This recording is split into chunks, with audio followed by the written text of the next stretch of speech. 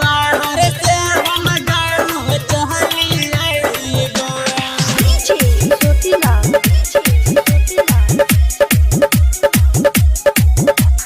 बाहर से हम गाँव चली आइबो।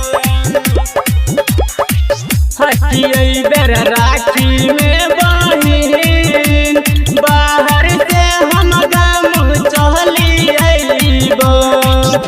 कि बेर राखी में बहिन, बाहर से हम गाँव चली आइबो। कि तोहरे हाथे हम राखी बांधबैबो, आई अपना माथा पर हम टीका लगबैबो। ओइ कलाई का नहीं हुआ देबौ सुन, अकलहा वदा तोहर हम निभैबो। कि बेर राखी में बहिन, बाहर से हम गाँव चली आइबो।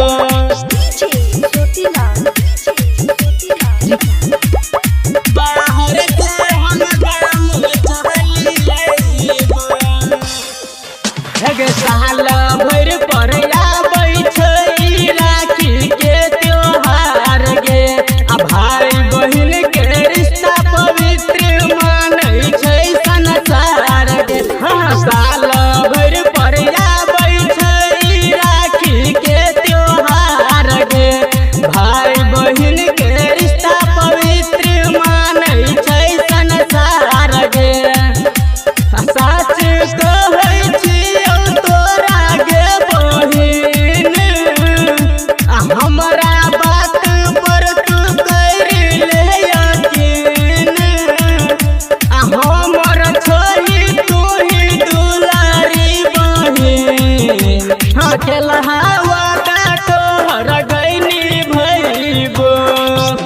कि बेर राखी में बहिन, बाहर से हम गाँव चली आइबो।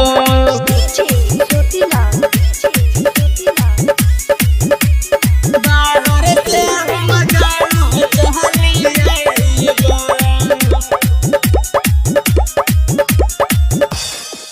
हाँ, गायक नीतीश कर हरिया कहो तोरा आइगे। कि तूले माँ कहना बहिन देबो तोहरा लाइब गे। हाँ, गायक नीतीश कर हरिया कहो तोरा आइगे। कि तूले माँ कहना बहिन देबो तोरा लाइब गे। आ मामा संतोष कहौ बात अजीब, आ हमर तोही सब छोही गे नसीब। आ राखी बनल बिना लबौन पानी पीब, आ वीरेंद्र कहौ हम तोहरा भुलैबो। कि बेर राखी में बहिन, बाहर